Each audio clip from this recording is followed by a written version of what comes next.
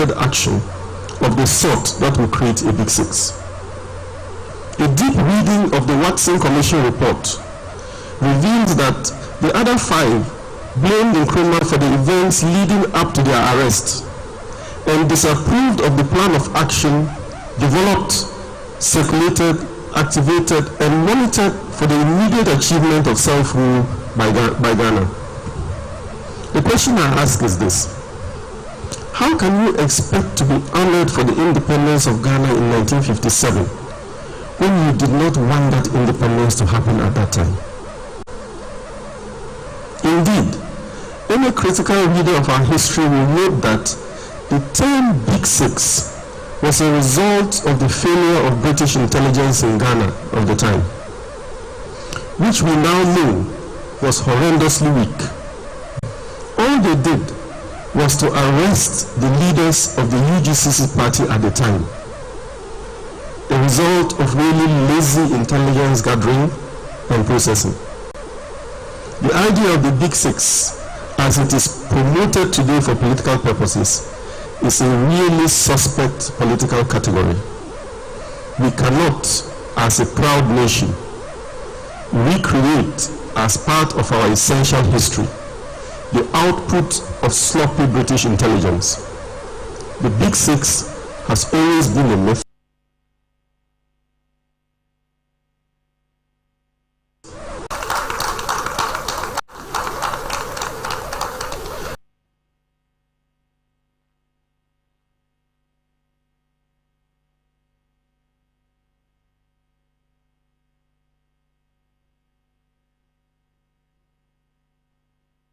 Dr. Kwame Nkrumah is a leading light in the world and in Africa, a consistent Pan-Africanist and nationalist, who the vast majority of Ghanaians verily believe is the founder of their nation, and who should be celebrated on Founders Day.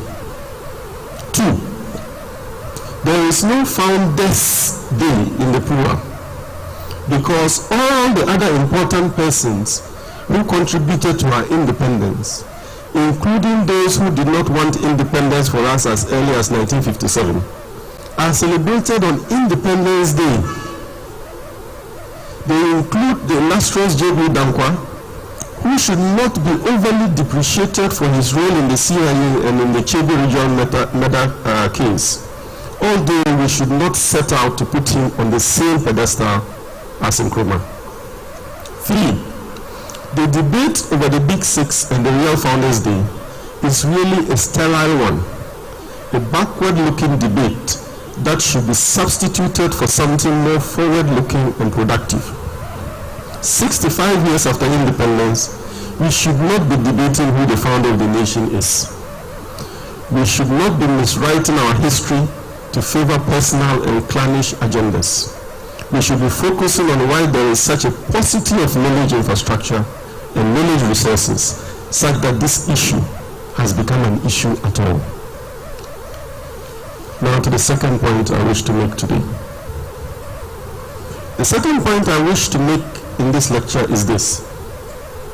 As comrades, we have in the last 65 years focused on doing, on activity, without devoting enough attention to scripting who we are, what we have done, what we are doing, and what we will do.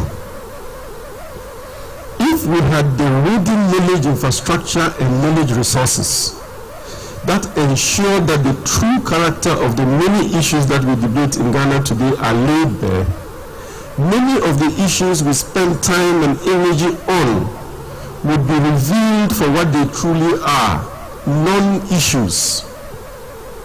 We have witnessed the propagandists of various presidents after 1966 compare them to Kwame Nkrumah without any trepidation, some being brave enough to put them on the same pedestal as Dr. Kwame Nkrumah. This would not happen if comrades were to take their time to script the reality of each of these presidents against the everlasting standard that Nkrumah set in all spheres of our national endeavor. What is particularly painful for me is that Nkrumah was himself a scripter. First, there were his books, philosophical, deep, reflective, forward-looking, prophetic, and action-oriented. For those who have not realized it, it is not easy to be at once philosophical and action-oriented in the same piece of writing, or at all. Beyond his books and papers, there were his speeches, Nkrumah's speeches, each crafted for the occasion and each taking you to school in terms of the amount of data, knowledge, policy planning, and more that they contained. I will recommend to you his speeches at the inauguration of the Akosombo Dam, at the inauguration of the Atomic Energy Commission at Kwabena, which I believe carried his vision for making Ghana and Africa a nuclear power, and his speech at the opening of the Ghana School of Law, and in particular, his articulation therein of his vision for a really Afrocentric system of legal education in Ghana. Comrades do not collate these writings in easily accessible forms. They do not actively and strategically popularize them, including through electronic popularization. They do not keep these writings and scripts alive in policy, intellectual, and academic scholarship and debate, and they do not invest in comparative analysis of these with later events, especially those that seek to rewrite history in terms that are favorable to individual persons, their families, and their clans.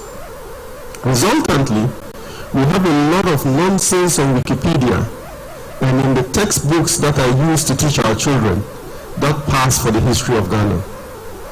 Let me illustrate this point with two examples. First, consistently, and in the last several years, new material on the Founders' Day, plural, is being submitted by certain individuals to Wikipedia. If less doctored accounts of these submissions were also available, and due to the safeguards that Wikipedia has put in place to verify information, the doctored accounts will not have the field day that they currently have. Securing such challenges to that universal dictionary, Wikipedia, is one sure way to diminish the role of Nkrumah as founder of Ghana. A second example is more dated. It relates to the bastardization of Nkrumah following his overthrow as president. The unkind accounts of his tenure as president by scholars such as T.O. Omari, that Nkrumah gave himself power to legislate over and above the legislature, but forgot to add that Nkrumah never used that power, even once. Kinder accounts of Nkrumah's tenure as president have consistently been kept under the bushel. Again, comparative analysis are missing. The National Liberation Council, which overthrew Nkrumah, appeared far more dictatorial than Nkrumah, who they labeled as a dictator and deserving of overthrow. They accused Nkrumah of illiberal tendencies, but went ahead to pass the National Liberation Council Prohibition of Rumors Decree, 1966, NLCD, issued in the very year they took power, authorizing up to 3 years imprisonment for journalists who might, quote, cause alarm and despondency.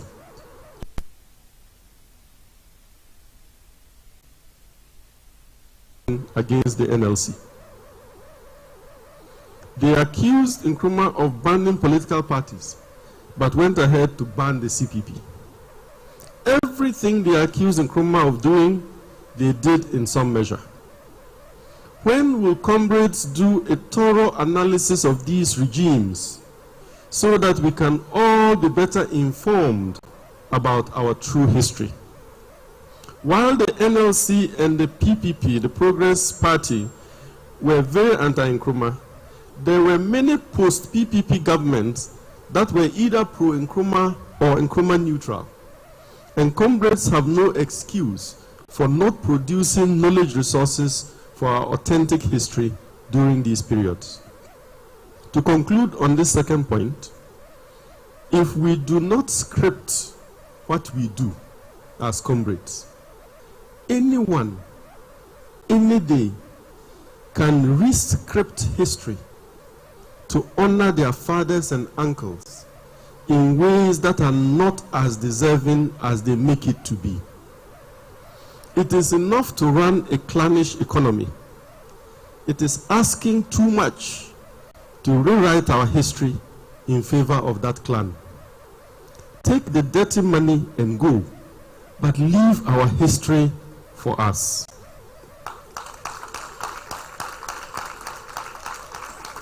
Now to my last point, the appetite of knowledge production and epistemic violence.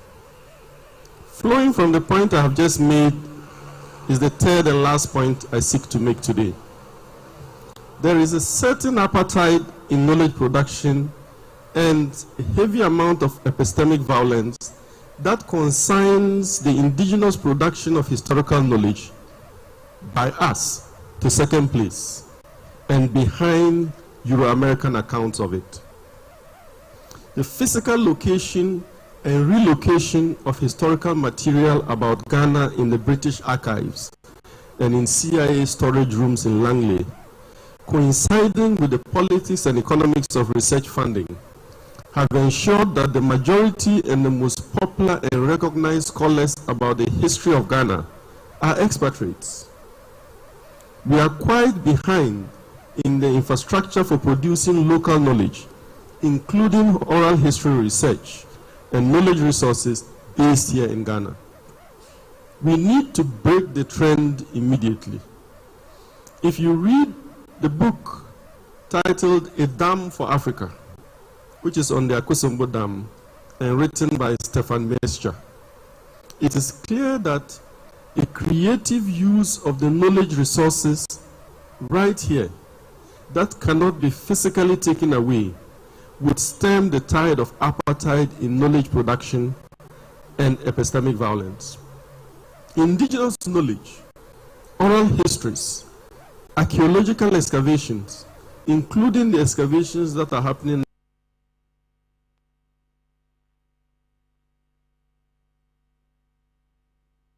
now at the former seat of government, Osu Castle, are all sources of unique knowledge that are available for comrades to keep the true history of this nation intact, evolving only in accordance with evidence-based research. Epistemic violence is a primary measure for any system of domination. Domination is not accomplished only by military might, fiscal repression, and economic exploitation. It is executed also, as Enrique Galvin Alvarez has told us, most importantly, through the construction of epistemic frameworks that legitimize and enshrine those practices of domination. Andrew Norman prompts us that the phenomenon in question would not ordinarily be thought of by us as violence. It is too respectable, too academic, too genteel for that. It is violence all the same and deserves to be seen for what it is. Anyone who has a problem imagining epistemic violence should read Festus Iyayi's Violence, a chronicle of economic and social violence in Nigeria. Unless we overcome epistemic violence, which forcefully delegitimizes, represses, and sanctions our methods of inquiry, our ways of knowing, our mechanisms for generating, storing, and utilizing knowledge, and disallow the continuing enforcement of only other possibilities of knowing, we will never know ourselves, and we can never be what we seek and yearn to be as a nation. Conclusion. I would like to end this brief lecture with the words of our national anthem. Sometimes words become so familiar, so hackneyed, that we just mumble them as mundane verbiage, not paying attention to the sublime values and calls to action that inspire and still undergird those words. For today, I wish for us to pay attention to those everlasting words of our national anthem, and to respectfully call on all of us to rise as we slowly recite these words according to a pace that I would set.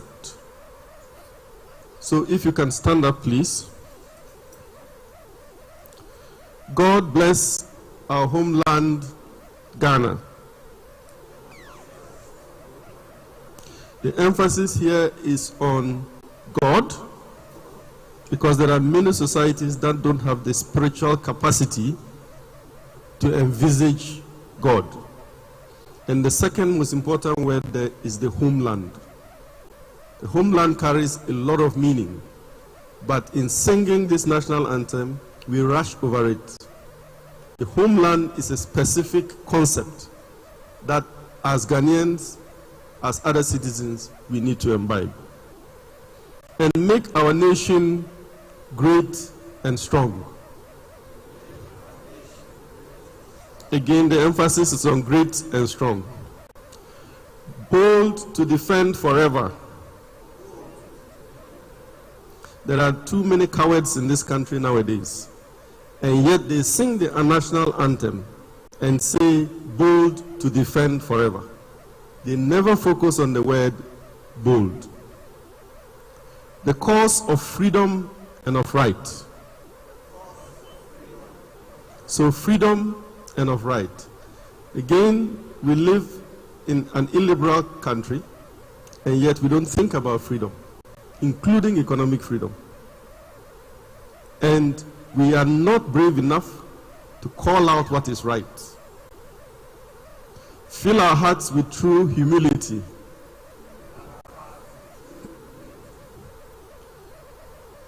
Last week, I went to work in a trousers and shirt to another building. And whilst I was passing that building, the security person was sitting with his head bent backwards, stared at me in a funny way, and continued relaxing. The next day, I had to open a conference. So, because it's a law conference, I had to wear a suit. And from the conference, I passed by the same building, the same security man.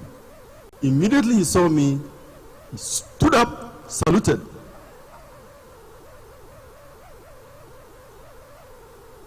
What type of nation are we building? We have a consciousness in our mind that respect is due only to the person who is suited. Make us cherish fearless honesty.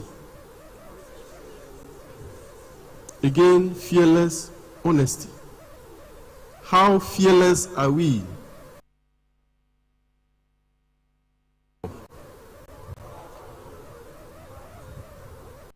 Thank you for your attention.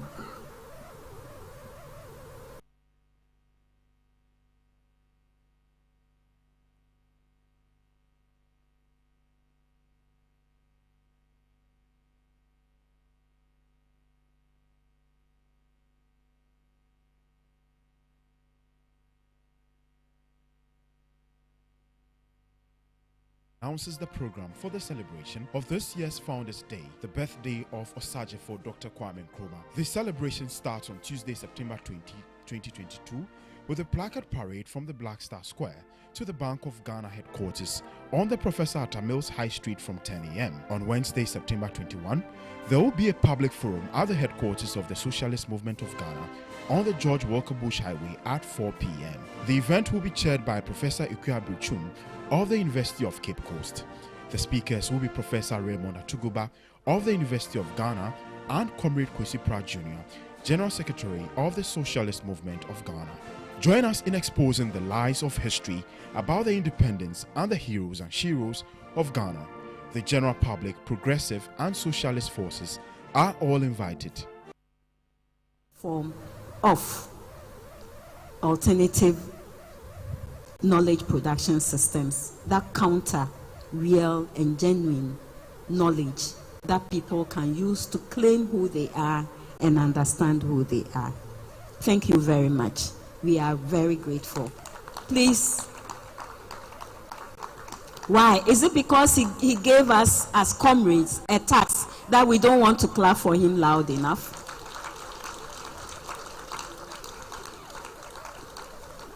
Thank you so much. Yeah.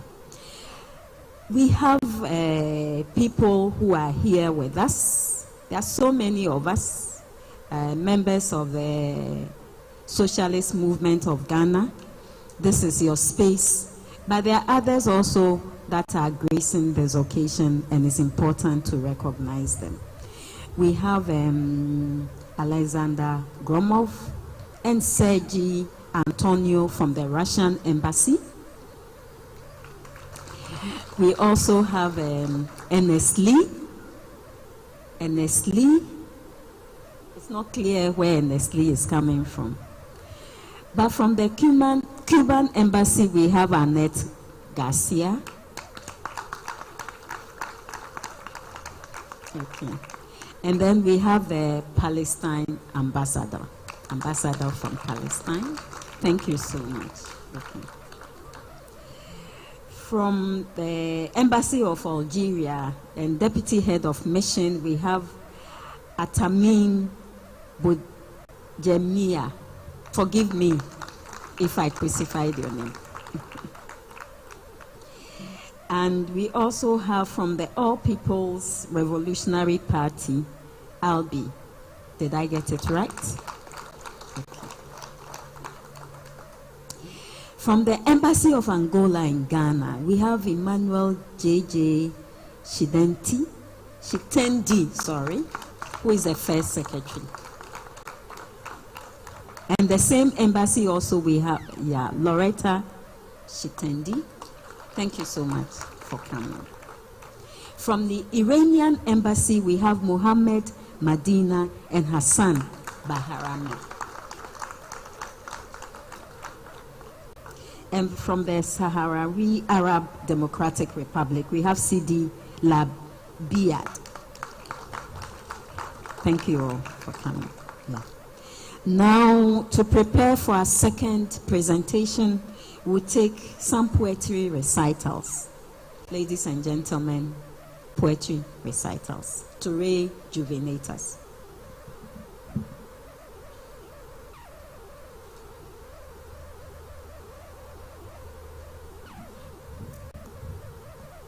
All power, with deliberate attempts, they sought to rewrite history.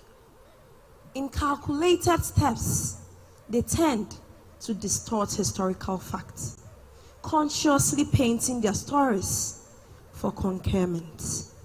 Their quoted lies spread widely like venom in the hearts of all and sundry. We are here to neutralize the venomization. Clamored with undiluted facts, we are poised to effect a change. The proclamation therefore remains: restore the real Founders Day, for history cannot be altered. Nkrumah never dies. Viva, viva, viva into Nkrumah, viva. Viva to Nkrumah, viva. Viva to the real Founders Day, viva. Viva to the real Founders Day, viva. Amandla, Amandla, all power. Thank you.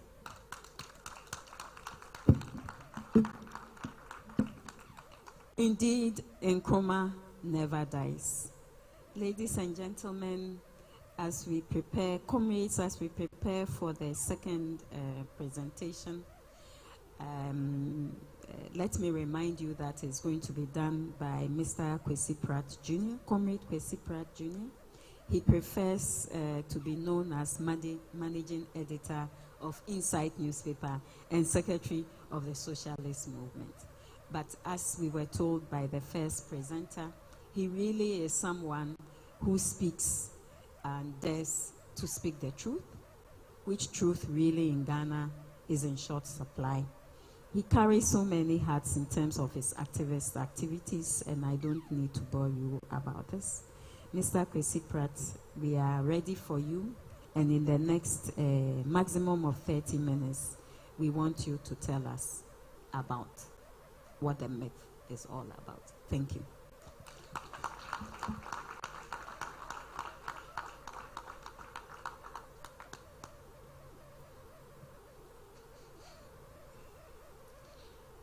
Comrades and friends, it is more than a pleasure to be here today.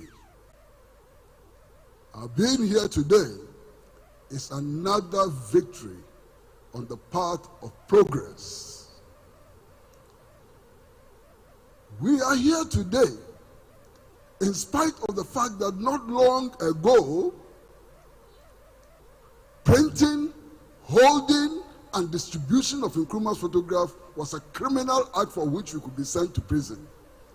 That we are here today is the clearest indication that those forces of reaction have failed, will fail, and would never succeed.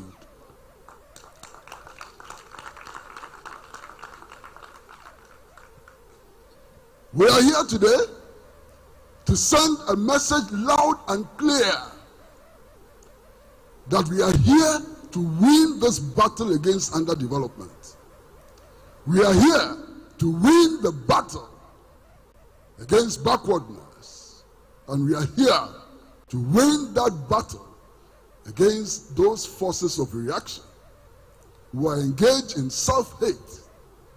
Those forces of reaction who see no good in themselves and therefore are incapable of seeing any good in the Ghanaian and African people. That is why we are here today. Comrades, in this gathering are two very, very distinguished men. Two men who deserve the red salute from all of us. In this gathering is Professor Akilakpa Sawyer. I mentioned Professor Akilakpa Sawyer because he has inspired all of us. I heard about him in the 1960s, late 70s, and so on, and he continues to be in the vanguard of that movement, which is engaged in the struggle for sanity to prevail. He deserves our salute. In this gathering is also Professor Atta Brichum, an old warrior. He's never let his guard down, has always walked with pride and acted in dignity so that the truth can prevail. Indeed, Professor Atta Brichum is one of those giants of our world who has helped to shape us into what we have become today, the socialist movement of Ghana. And as I stand before you today, I can only wish that he will continue to grow from strength to strength and offer us that guidance, so that in the not too distant future, we shall defeat the forces of imperialism, defeat the agents of reaction, and build that new Ghana that Nkrumah dreamt about. In this very gathering is also Professor Francis Nkrumah. Professor Francis Nkrumah, and I'm choosing my words very, very carefully, Professor Francis Nkrumah happens to be a son of the Osagyefo. Because we know that the revolutionary ethos is not transferred through genetics. There are many people who were born to great men and great women who are by themselves absolutely useless and have no understanding of the dimensions of our struggle. Professor Francis Nkrumah is an exception. He is not Nkrumah's son. He is an Nkrumahist in his own right. And that is what matters to us. It is not about the genetic connection. It is about the ideological and political connection. It's about what you do in order to move our society forward. As for the debate about whether Nkrumah is the founder of Ghana and so on, that matter was decided a long time ago. And we are not going back to it. It was decided when the people of Ghana voted overwhelmingly for Nkrumah to become our first leader, for Nkrumah to build Ghana block after block. It was a decision by the people of Ghana, and we are not going back to that again. In 1951, there was an election in this country. The Dankwas, the Osagyefo, all of them came together against Nkrumah. Nkrumah led the Convention People's Party, and out of 34 seats, the Convention People's Party won 32. Why are we debating this history again? The matter was decided 32 out of 34. What again do we need in order to decide who is the founder of this country? On the eve of independence, at the Old Polo grounds, the 6 people who declared the independence, who saw Osagyefo there? Who saw Dankwa there? Who saw Akufo-Addo there? None of them was there. And it was not by accident. That is part of the story.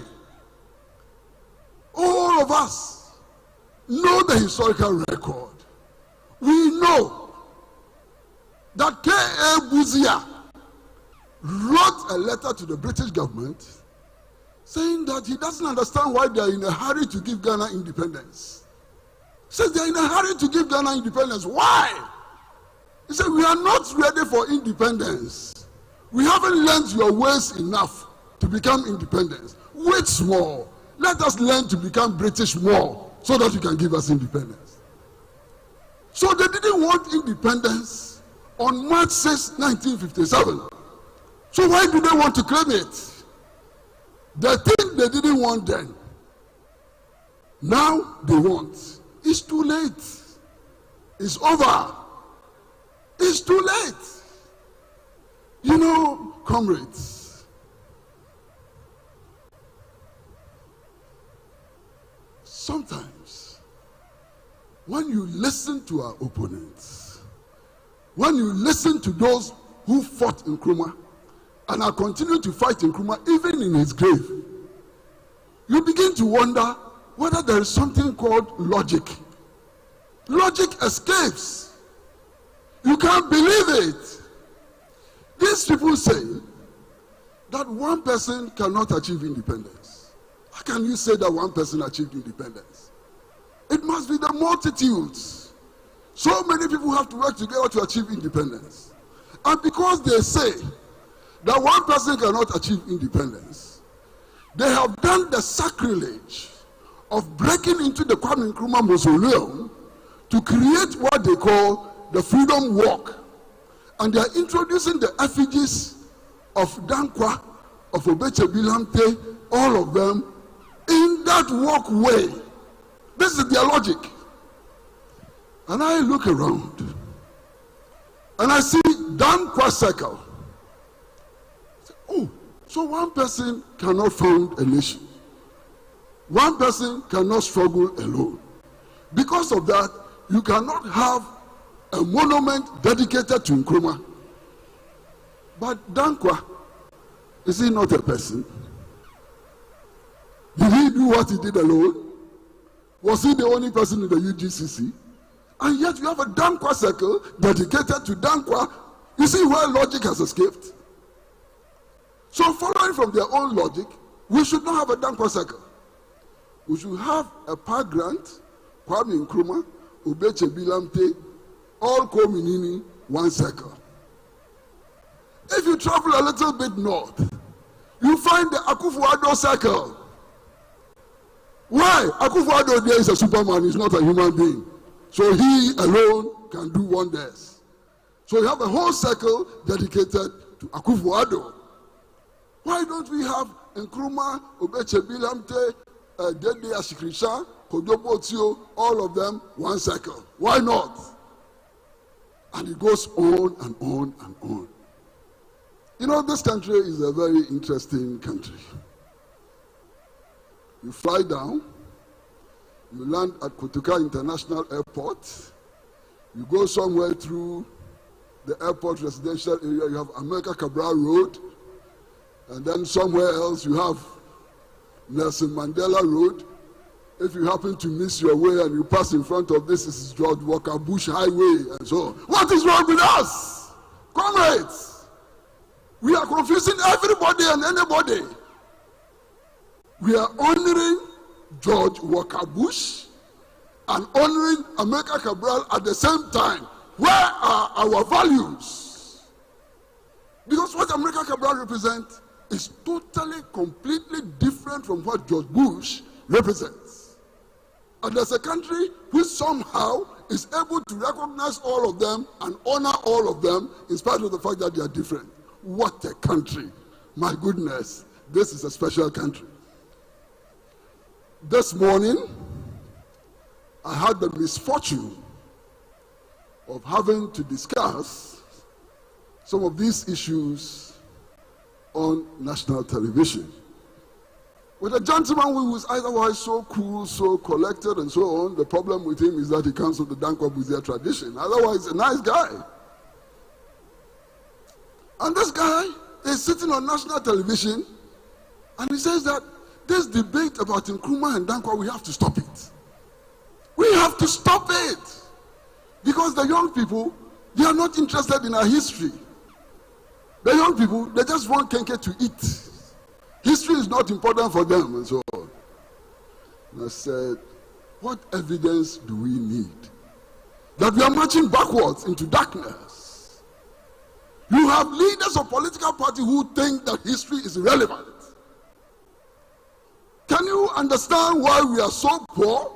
Can you understand why we are in this mess? Can you understand why our leaders have got their minds fucked up? They don't know the relevance of history. They don't know that you cannot tell where you are today if you don't know where you are coming from. And you cannot tell where you are going tomorrow if you don't know where you are coming from. Our leaders think that history is irrelevant. It's not important. You understand? Any wonder that these same leaders met and decided to take history out of instruction in our secondary cycle, in our second cycle schools? Because they think that history is not important. And because they are so confused about our history, they do many things. Last week, the longest reigning monarch in England passed away. I want to respect the tradition that we do not speak ill about the dead.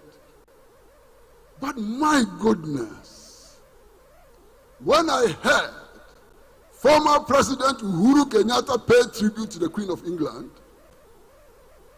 I said, we are finished. This woman who ordered the assault on the Mau Mau movement, this woman who wanted to kill her father, because all her father wanted was freedom from British colonialism. His own father. His own father, not my father, Uhuru Kenyatta's father. Unbelievable. And all of them trooped there to pay their respects. Do you blame them? Do you blame them? I'm not so sure whether we should blame them. You know, one of the fundamental problems which confront us is that right from childhood, a lot of nonsense has been pumped into our heads. We have been shaped by nonsense. As a little boy, I went to Sunday school, and I'm sure that many of you here went to Sunday school. One of the things that I was taught very early is that smart people would never go to heaven. If you apply logic, you won't go to heaven. Heaven is for the unquestioning fool, the people who don't ask questions. Don't ask complicated questions. If you want to go to heaven, don't ask complicated questions. Be a fool. And I said to myself, even in my childhood, that as for foolishness, me and foolishness, no way. I will try to be sensible. I may not be successful, but I will try to be sensible. So let them keep their heaven, and let me keep my earth. And I'm so comfortable being on this earth, and at least trying to be sensible. Whether I succeed or not is another matter, but I'm trying to be sensible. You understand? So, this is how we were brought up. I mean, 3 days ago I was telling the story of my first day in nursery school. Your first day in nursery school, what are you being taught? You are being taught to say, God save the Queen. What Queen? God save the Queen. And what are the songs you are being taught? London's burning, look who yonder, fire, fire, no water. That's the songs we were taught. And we are still teaching these songs in our schools. If this is the first thing you introduce your children to, what do they grow up to become? If these are the first things you introduce your children to, what do they grow up to become? And then we are told that why are you people quarreling so much? After all, it's just about where to place an apostrophe. It's just about where to place an apostrophe. Why are you fighting? Don't fight. Are we the people who started the fight? We were sitting somewhere where these guys came to power and decided to play with the apostrophe. And we know that they are not just playing with the apostrophe. They are actually sending a message of relevance. It's about which vision is relevant today. It's about how to get out of a neo-colonial status. It's about how to build that new Africa. It's about our values. It's not just about an apostrophe. In any case, if removing an apostrophe is not important, why did they remove it? We are not the people who changed the position of the apostrophe. They did. So we are not to be blamed for fighting over the apostrophe. But we know that we are not fighting over apostrophe. We are fighting over relevance. We are fighting over ideological direction. We are fighting over the political direction of Ghana and Africa. And we will win that fight. We will not stop until we have won that fight, and we will win that fight. Comrades, the distortion is huge. And I'm so very happy that a man I respect so much came before me and has dealt with some of the issues. Professor Raymond Atuguba has done with some of the issues. He has said, for example, that if he didn't want independence in 1957, why do you want to claim it? There's more to say. Comrades, we are not talking about 1957. We are talking about today. Why?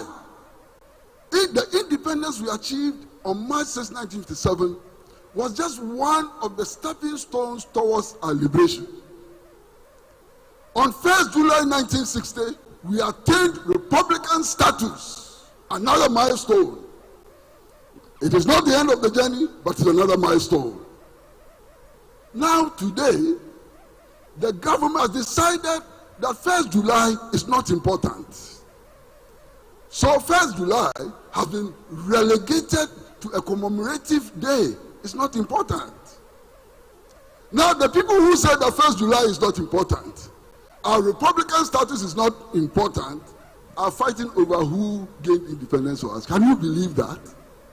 What does independence mean to people who don't respect 1st of July?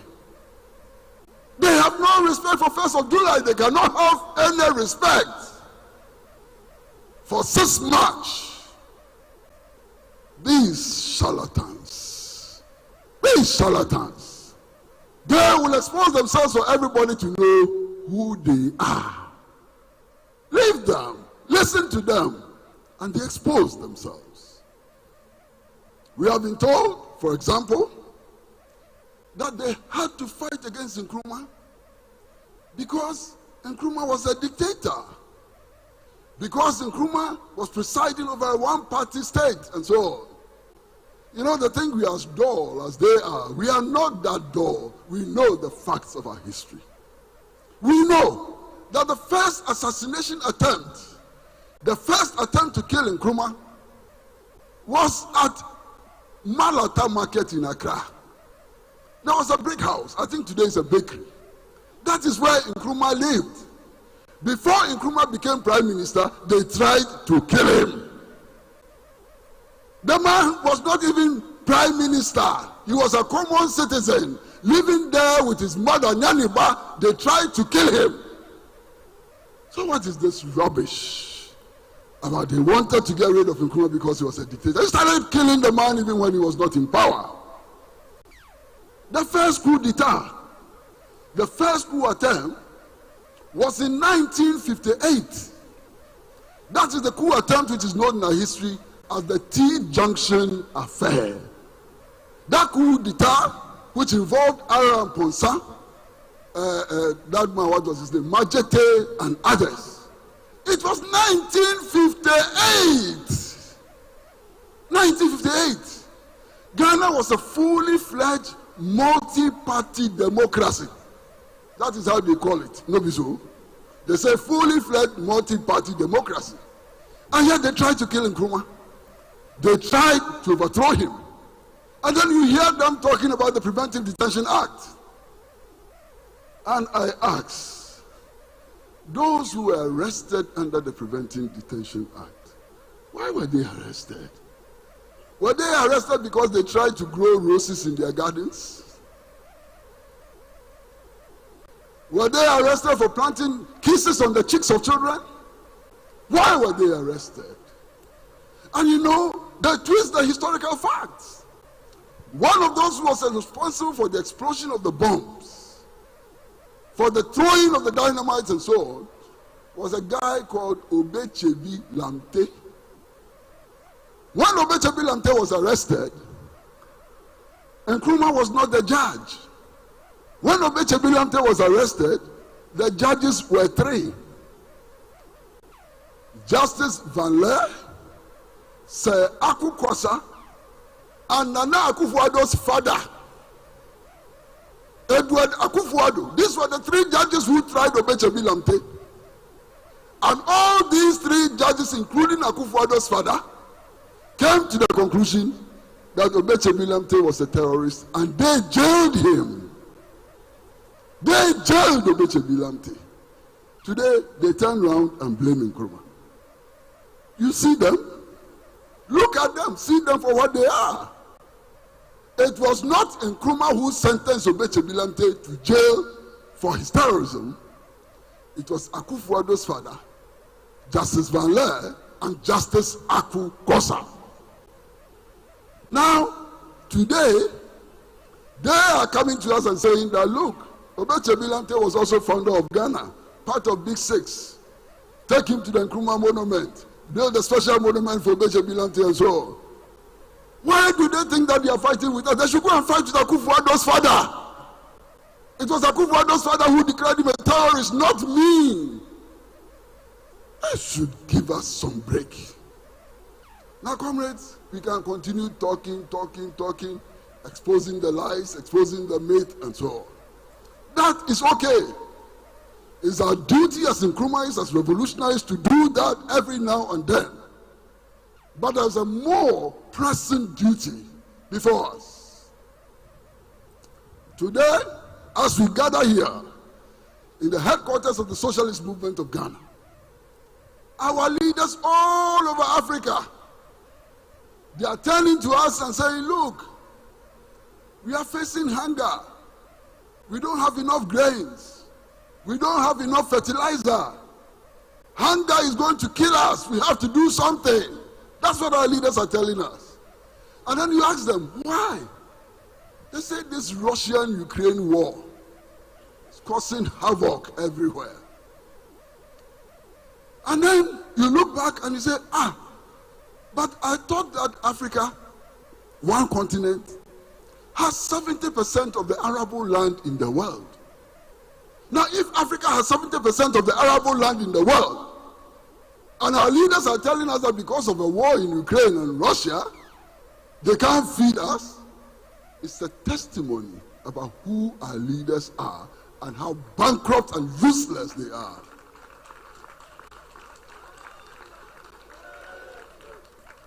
Absolutely useless leaders. We have 70% of the arable land in the world. Everybody knows that organic fertilizer is the best way of producing food. You don't know that? If you don't know that, you're an idiot. Organic fertilizer, not chemical fertilizer. We have the capacity to produce organic fertilizer.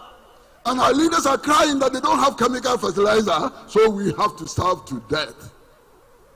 What leaders are these?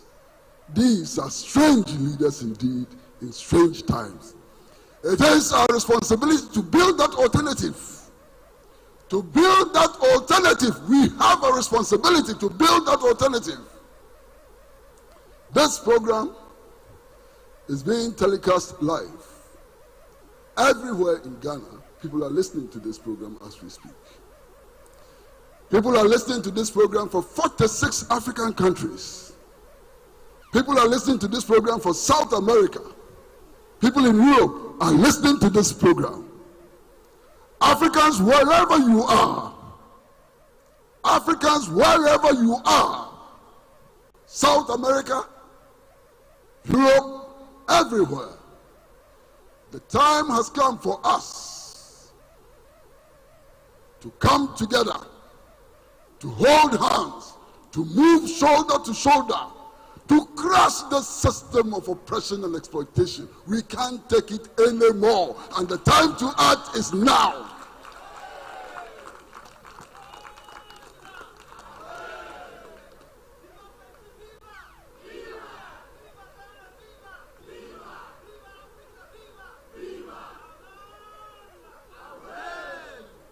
Comrades and friends, to some extent, we are responsible for the predicament we face and the masses also face. What is it that prevents us from working together? Why can't we work together? If all of us claim to be Nkrumahist, why are we working in our fragments? What is wrong with us? Why can't we work together? The time has come to make the clarion call that all progressive forces in Ghana, in Africa, and everywhere need to come together to engage in that relentless battle which was led by America Cabral, to engage in that struggle which was led by Modibo Keita, to engage in that struggle which was led by Sekuturi, and to struggle until final victory comes. We can do it, and we must do it.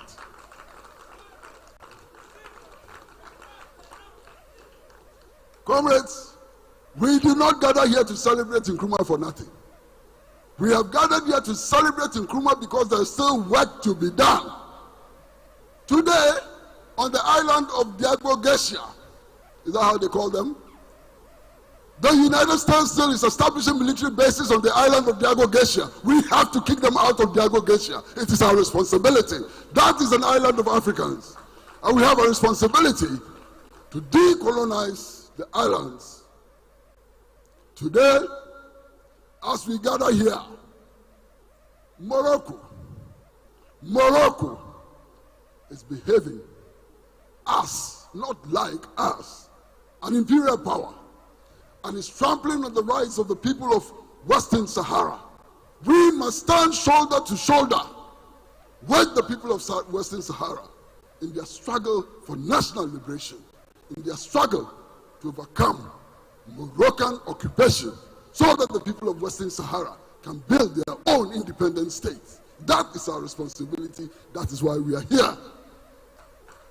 We are here today in full solidarity with the people of Palestine, struggling against and resisting Zionist oppression. We are here today because we know that what the people of Palestine faced is not substantially different from what our brothers and sisters faced in South Africa. The frontiers of apartheid have shifted, and we will confront those frontiers and remove those frontiers and build that brand new Africa of freedom and prosperity. That is our charge, and we will do it. We are here today at a time when West Papua is still suffering colonialism. We stand with the people of West Papua in that confrontation. We are here today, and we are reminded by what Nkrumah said on the eve of our independence, that the independence of Ghana is meaningless unless it is linked with the total liberation of the African continent. Not many people understand this. Some don't understand it. That is the boldest internationalist statement I ever heard in my life. We have struggled for independence. Nkrumah had been in prison. People had died. Then when we were just about to get independence, Osagyefo says this independence is nothing. If it is not linked to the total liberation of the African continent, our independence only becomes meaningful within the context of the total liberation of the African people. We still stand with Nkrumah on that. We are still together. We still believe in the principles of internationalism. We are still committed to that principle of internationalism, and we would never waver for our commitments. You know, the people who said that Nkrumah cannot be the founder of Ghana, who said that Nkrumah was an imposter and so on, you know, one of the other things they say, they question Nkrumah, say, this Nkrumah, why? We became independence, we had 10 million pounds, and then you give it to Guinea. Why? Why give 10 million pounds to Guinea? And they say, you want to support the struggle against apartheid, and then you set up liberation camps in Ghana, bring fighters from Angola and so on to come and learn how to fight, to topple colonialism. And they say, it's a waste of money. You heard them. They say it's a waste of money. Nkrumah wasted our money. Little minds. Very little minds. What was the issue in South Africa? The issue in South Africa was that the settler colonialists were claiming that the black man is inferior. So if you're a black man and you think that assisting those who are fighting to establish that no race is inferior is a waste of money, that exposes your own mentality. That exposes who you are, the Uncle Tom you are. You are clearly an Uncle Tom, Uncle Tom, that's what you are. Why? These same people, they say, why did Nkrumah give Mali 10 million? What is 10 million pounds? What is 10 million pounds? Nkrumah gave Guinea 10 million pounds because the French colonialists did not want the independence of Guinea to succeed. When they were leaving, they took away pencils, paper, exercise book, office pins. They took all that away because they wanted the Guinean example to collapse so that they would turn around to other African countries and say, look at what Guinea has become. And Nkrumah said, Dabida, it will never happen. So tell small 10 million pounds, take it, buy paper, buy pencil, start, so that we can prove to the world that the African is capable of managing his own affairs. Is that a crime? But these damn Kwabuzia people, they think it's a crime. Can you believe I have 4 minutes now? They think it's a crime. It is certainly not a crime. Comrades, today, unfortunately for us today, we have some of our comrades, a few of our comrades who are here from Mali and other places, French-speaking, so-called French-speaking Africa. And they told their story. I was with them 2 days ago and they were telling me their story. These so-called French-speaking African countries, they keep their central reserves in the Bank of France. They keep their foreign reserves in the Bank of France. And then they go to the Bank of France to borrow their own money so that they can build roads and schools. And they pay interest on their own money which they have borrowed. Jesus Christ of Nazareth. They borrow their own money and they pay interest on their own money they have borrowed. This is the situation Nkrumah wanted to stop. And this is the situation we must work to stop. Africa must have its own currency. Africa must have a common defense policy. Africa must be in a position to defend itself. Look, comrades who are in Ghana, they say that Ghana is the largest producer of gold in Africa. No, be so? They say that Ghana is the 6th largest producer of gold in the world. What does that nonsense mean to us? Our currency is still collapsing. Like dominoes, the currency is collapsing. Today, the Russians have one of the strongest currencies in the world. The Russian ruble is so strong. Our leaders must stop and ask themselves why, in spite of the imposition of sanctions, senseless sanctions all over the place, the Russian ruble is rising from strength to strength. Why? Because the Russians are rejecting that international system of trade which has the dollar as the currency of preference. Because the Russians are backing their ruble with gold. Now, if backing your currency with gold makes it appreciate, what reason are we going to give for the free tumble of the city?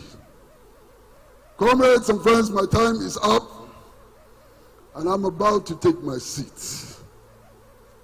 But let me appeal to all of you, no matter what organization you are coming from, no matter which part of the world you are coming from, our world is in crisis.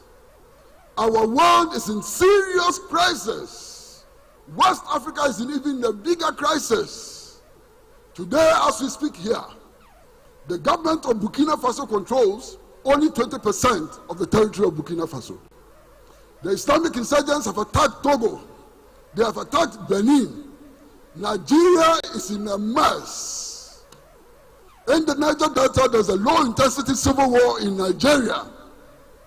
In the northeast, there's Boko Haram. There's the secessionist movement in Biafra. Don't forget that Nigeria has a population of 230 million people. If there's crisis in Nigeria and they're looking for somewhere to hide, all of us are in trouble. The time has come now, not tomorrow, to begin to work together to change this narrative, to build that new Africa, to construct that new Africa in which no child will go to bed on an empty stomach. That is our charge. We must succeed and we will succeed. Thank you very much.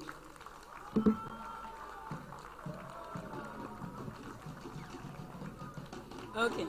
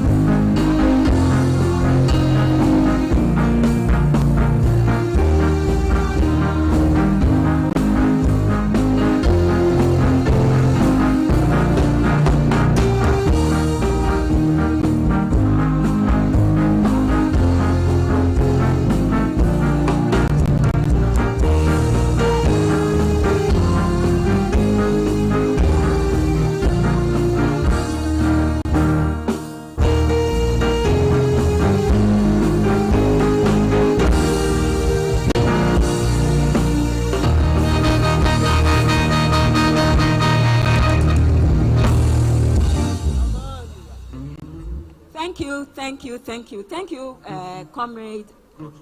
I won't talk about it. Away!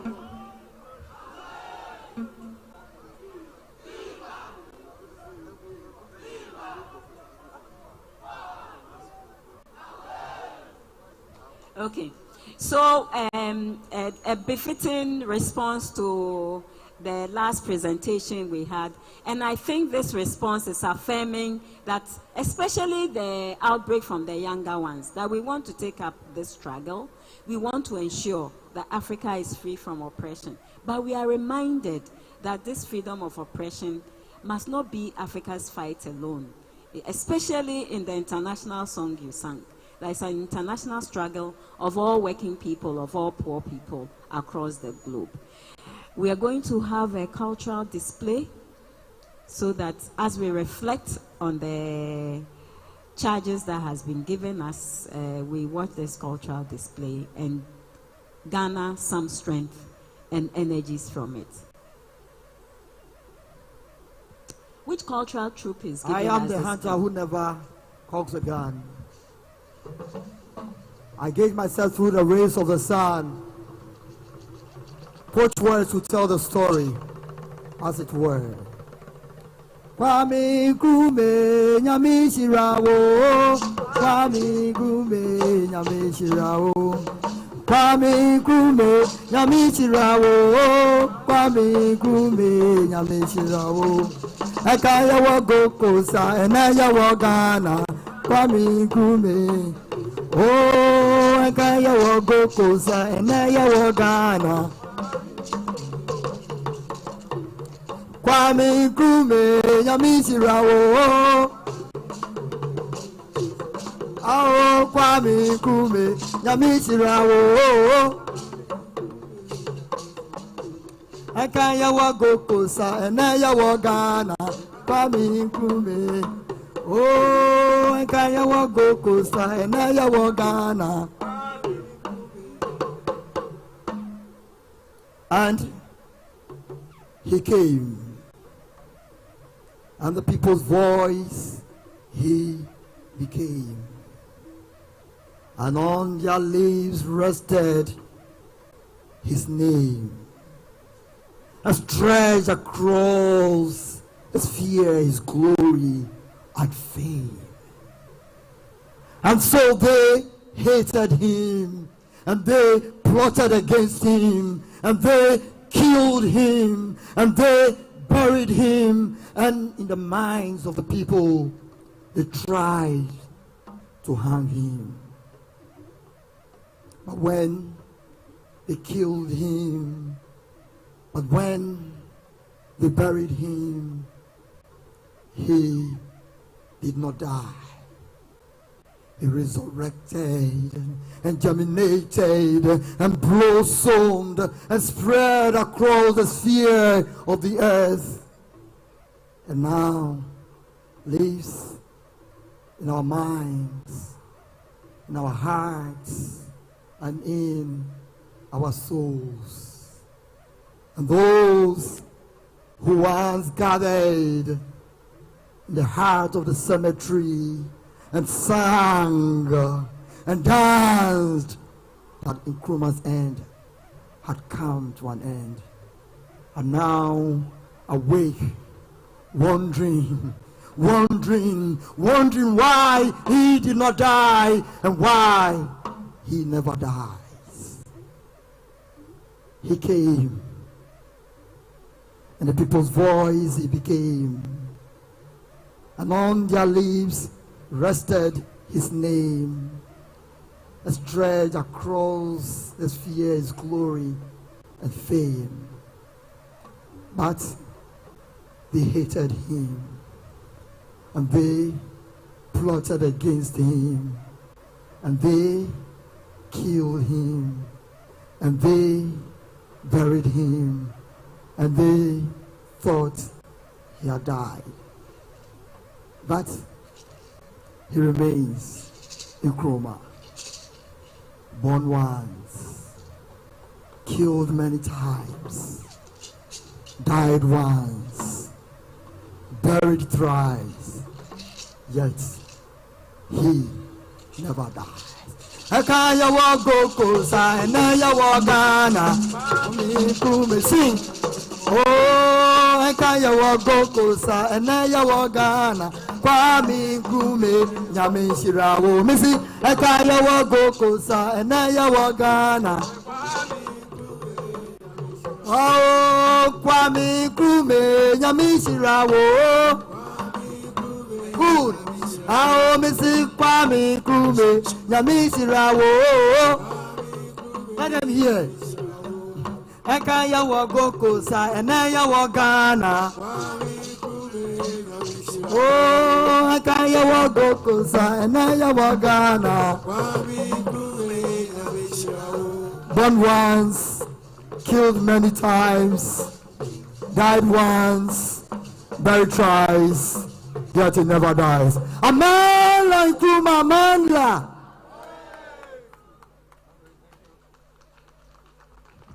Thank you very much for that cultural performance. I've been trying to get the name of the group, but I guess we can take it during the reception. We have managed to save a bit of time. I know our heads are heavy, and we really would have preferred that we could go and just think over the presentations that have come. But since we have a small bit of time, if people have any burning questions, not comments, questions, clarifications, we'll take just a few. You mention your name, you tell us where you are coming from. Okay. Mike, who will take the mic around for us, please?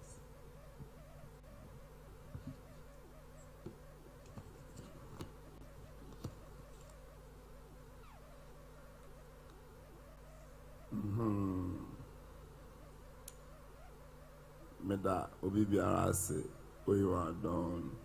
Akpe. Thanks to everybody present here. I honor your steps, especially my man. You we have followed to become who we are now. But I want to point these 2 points out. Dedikan Yana na Kwame Nkrumah na tamfo a kese a meminim.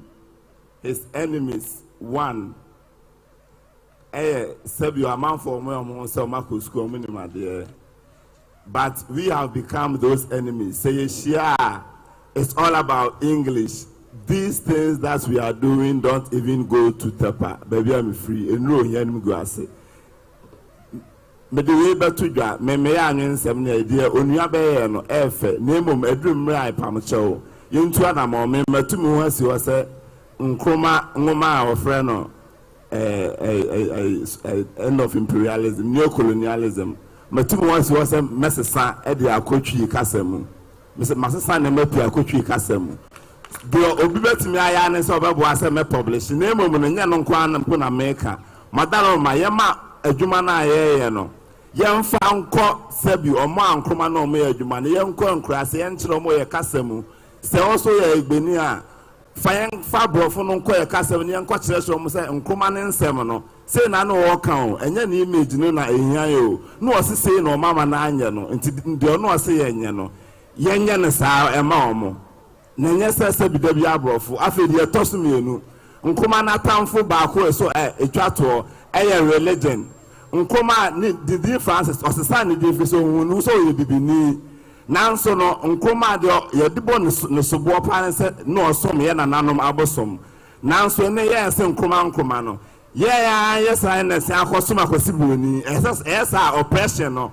Once the white man is our God, we can never be free. Ye pamocheo se edi Nkrumah chi a mumenyai abenfosem ne mfa adesua no nkose bi akura ase omo na tikro na ase mienu mumenyai akwasibro no som Christosom kremosom hwan som ne nsom ye ho medam ase ye da CP na ye frausen benya ohia me onten ta fidie so ba bia Kwame benya ya anyen nsem ye kasa ye da CP Kwame benya ya akom se wa twen adwen akọ.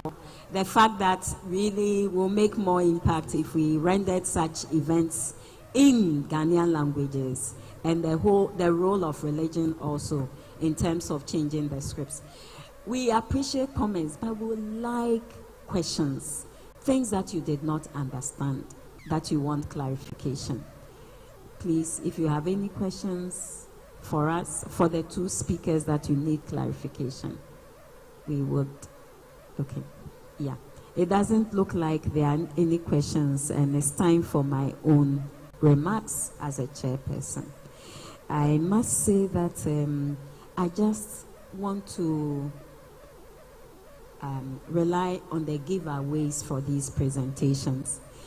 And the giveaways really are the need to provide alternatives to the discourses that discredit Kwame Nkrumah. Because those discourses are in themselves set to prop up the oppressive and exploitative system that is not allowing us as a continent, as a people, and indeed across the globe to get rid of poverty and proclaim our dignities as persons. So we are told that the discourses in themselves are riding, and I like the way you put it, Comrade Raymond, the apartheid of knowledge production and epistemic violence.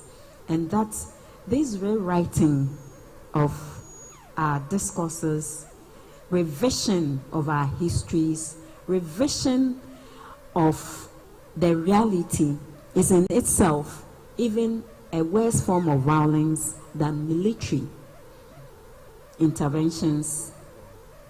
Yeah, military interventions and economic exploitation.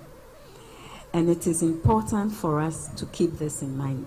We have also been reminded about the fact, and thank you, Comrade Kwesi Pratt, for providing a lot of the facts that have been distorted and correcting the facts that have been distorted.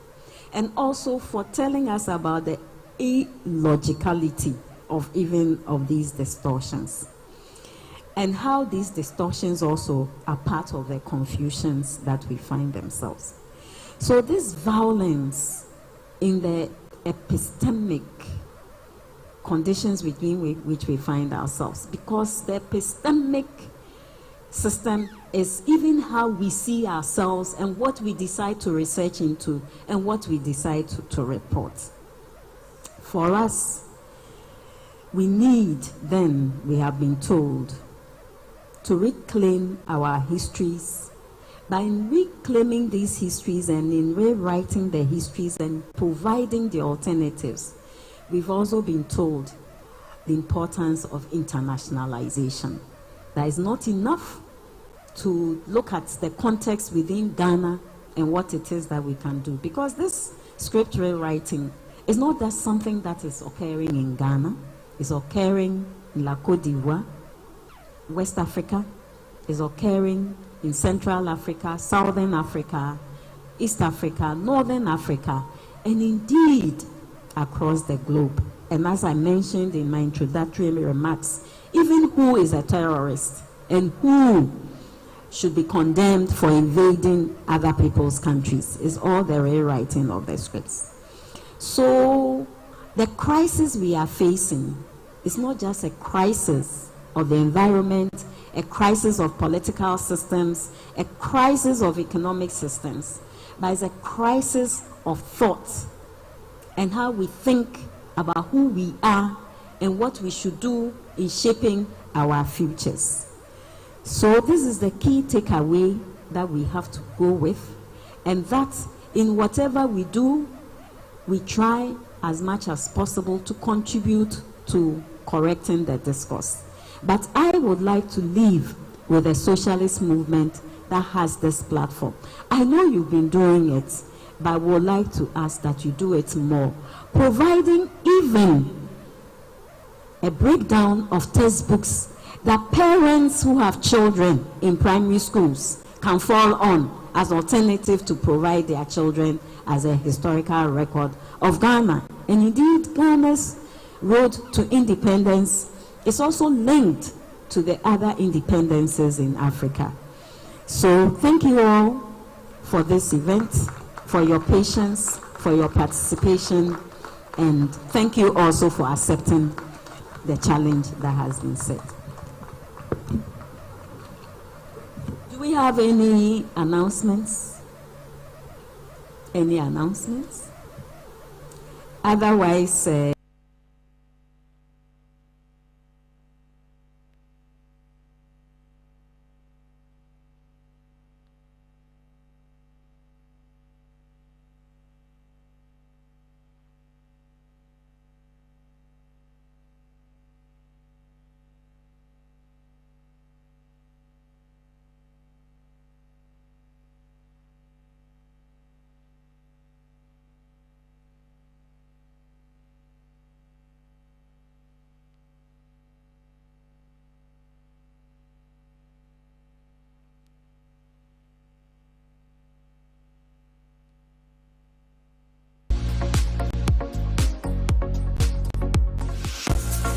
The Socialist Movement of Ghana announces the program for the celebration of this year's Founders Day, the birthday of Osagyefo Dr Kwame Nkrumah. The celebration starts on Tuesday, September 20, 2022, with a placard parade from the Black Star Square to the Bank of Ghana headquarters on the Professor Atta Mills High Street from 10 a.m. On Wednesday, September 21, there will be a public forum at the headquarters of the Socialist Movement of Ghana on the George Walker Bush Highway at 4 p.m. The event will be chaired by Professor Chum of the University of Cape Coast. The speakers will be Professor Raymond Atuguba of the University of Ghana and Comrade Kwesi Pratt Jr., General Secretary of the Socialist Movement of Ghana. Join us in exposing the lies of history about the independence and the heroes and sheroes of Ghana. The general public, progressive and socialist forces are all invited.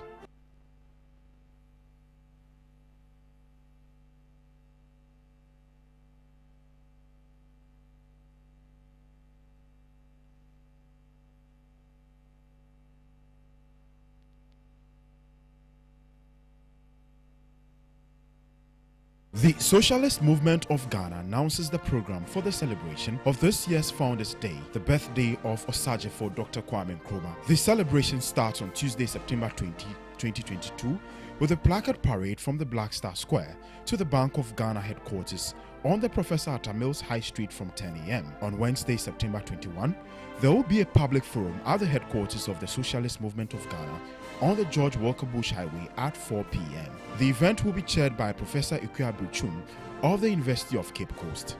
The speakers will be Professor Raymond Atuguba of the University of Ghana and Comrade Kwesi Pratt Jr., General Secretary of the Socialist Movement of Ghana. Join us in exposing the lies of history about the independence and the heroes and sheroes of Ghana. The general public, progressive and socialist forces are all invited. Dr. Kwame Nkrumah was born to Openyin Kofi Nwiana Ngoloma and Elizabeth Kakunya Neba on September 21, 1909 at Nkrofu, a town in the Elembele district of the Western region. Baptized a Catholic, he spent 9 years at an elementary school in nearby Halfesini and later proceeded to Achimota College for his secondary education. Assigned to Agri House, he excelled academically and graduated in 1930 after obtaining a teacher's certificate. The young, daring and adventurous prodigy began his teaching career at Elmina, Axim, and Imisano. He left for the United States in pursuit of advanced studies and enrolled at Lincoln University, where he bagged degrees in economics, sociology, and sacred theology. He also obtained a Master of Arts degree in philosophy and Master of Science degree in education from the University of Pennsylvania. An honorary doctorate degree of letters was later conferred on him. Describing himself as a non-denominational Christian and a Marxist socialist, he deeply immersed himself in Marxism, Leninism, and Garveyism. He left the United States and headed to England, where he successfully organized the 5th Pan-African Congress in Manchester from October 15 through 21, 1945. He also developed a deeply satisfying and mutually beneficial relationship with Cyril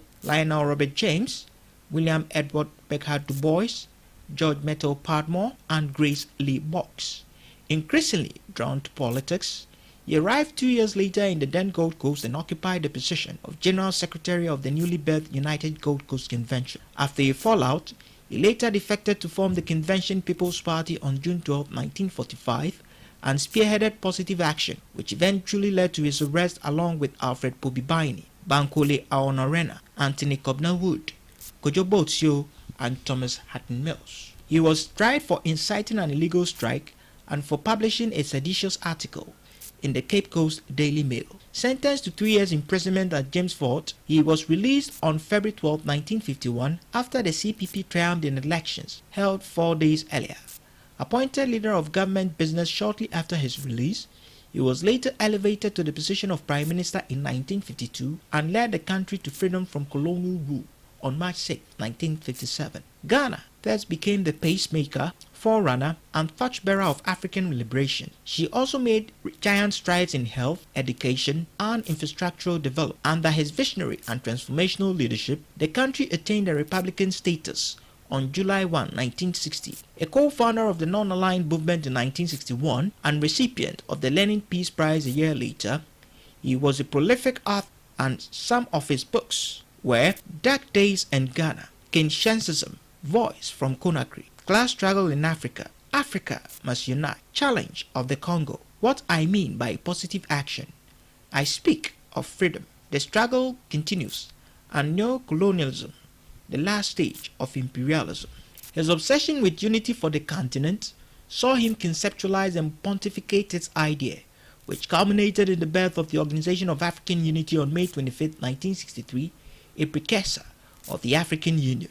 Nkrumah, who married Egyptian Fathia Halim Rosa Rizik of blessed memory in 1958, was adjudged by the British Broadcasting Corporation as Man of the Millennium in 1999. After a brief sojourn in Guinea, following his overthrow on February 24, 1966, he bit the dust, aged 62, on April 27, 1972, in the Romanian capital, Bucharest. He is survived by 5 children, namely, Professor Francis Nkrumah, Sekou Rizik Nkrumah, Gamel Goke Nkrumah, Christine Samia Yaba Nkrumah, and Nathan Onsi Anwar Nkrumah.